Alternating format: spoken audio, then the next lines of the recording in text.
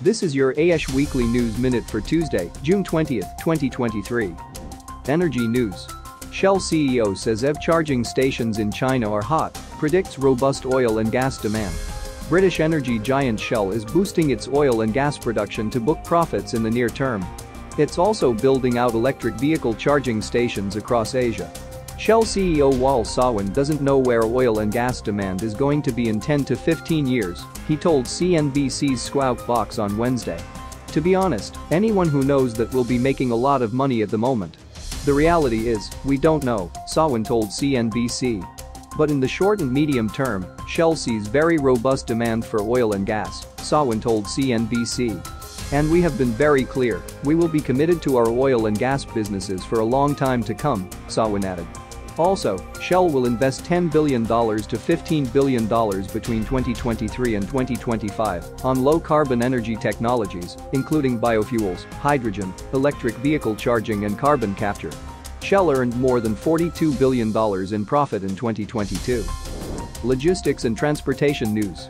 Mercedes-Benz Trucks is set to launch the series version of its battery electric truck, the e-Tros Long-Haul, under the name e-Tros 600 on October 10, 2023.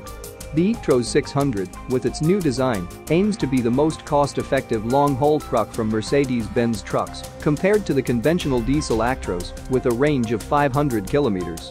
The e-Tros 600 derives its name from the battery capacity in kilowatt-hours and features a high battery capacity, along with an efficient electric drive axle developed in-house, enabling a range of approximately 500 kilometers without the need for intermediate charging.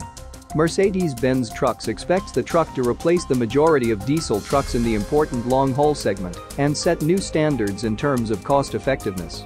Production of prototypes for customer test fleets is already underway, and series readiness is planned for 2024.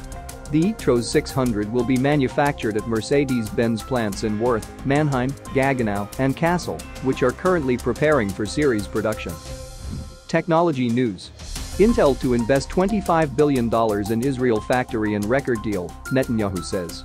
The factory in Kiryat Gat is due to open in 2027, to operate through 2035 at least, and to employ thousands of people, Israel's finance ministry said. Under the deal, Intel will pay a 7.5% tax rate, up from the current 5%, the ministry added. U.S. chipmaker Intel Corporation will spend $25 billion on a new factory in Israel, Prime Minister Benjamin Netanyahu said on Sunday, calling it the largest ever international investment in the country. The factory in Kiryat Gat is due to open in 2027, to operate through 2035 at least, and to employ thousands of people, Israel's finance ministry said. Under the deal, Intel will pay a 7.5% tax rate, up from the current 5%, the ministry added. During its almost 5 decades of operations in Israel, Intel has grown to become the country's largest privately held employer and exporter, and a leader of the local electronics and information industry, according to the company's website. In 2017, Intel bought Israel-based Mobileye Global Incorporated, which develops and deploys advanced driver assistance systems, for $15 billion. Intel took Mobileye public last year. Finance news. Japan, large banks to launch plan to attract investment in green transformation. The Japanese government and several of its largest banks are set to launch within the month a green transformation program aiming to eventually attract 150 trillion yen, $1.06 trillion, in investment over the next decade, the Nikkei Shimbun newspaper reported on Saturday.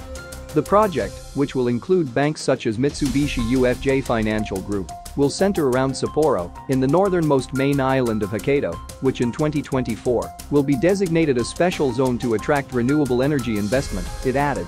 The project will also include the industry and the environment ministry, the Nikkei said, without giving specific details.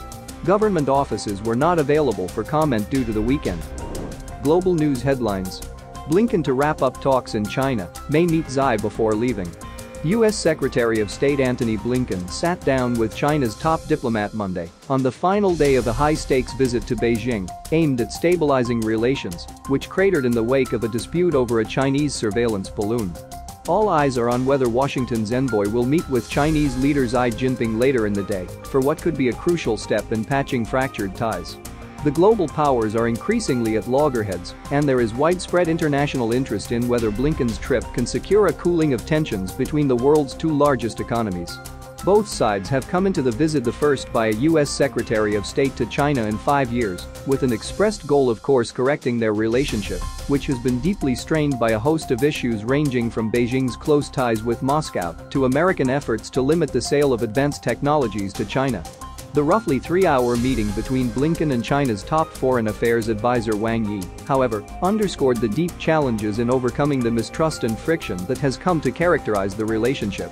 This has been your AESH Weekly News Minute for Tuesday, June 20, 2023.